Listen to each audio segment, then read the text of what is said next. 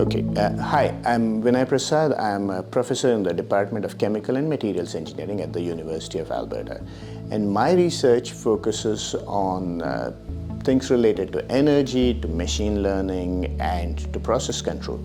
But in all of these things, there's two things that I have to consider. I need data, which means I need actual experiments that give me values of things and data. And I need to understand them. And so for that, I use computers and machine learning to try and make sense of the data.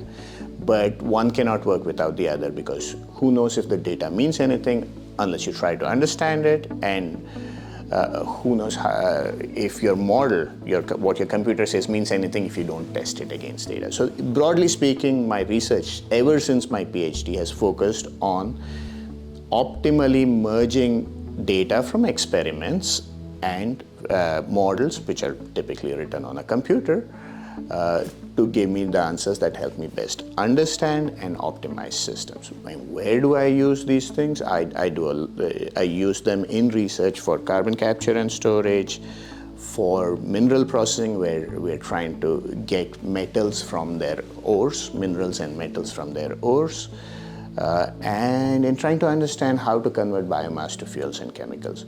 So, for example, if it were mineral processing, we try to float the metal that's out. So this is a metal that's an ore that's mixed in with dirt, and what you do is you essentially dunk it in water, make a slurry out of it.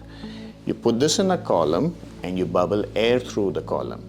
And you also put a chemical in there that attaches only to the metal you're interested in and makes it hydrophobic, meaning it wants to get out of the water. So when a bubble comes along, it attaches to the bubble and goes on out. So that's the experiment that we do. But we have a camera sitting on top. How do I know how much metal I made? We have a camera sitting on top that takes images of the top surface, and a computer and a machine learning algorithm that can figure out just from the video of that how much metal there is in that. So that's a way where we take both the data and the model and make sense out of it. And then this helps us improve how we do this flotation process.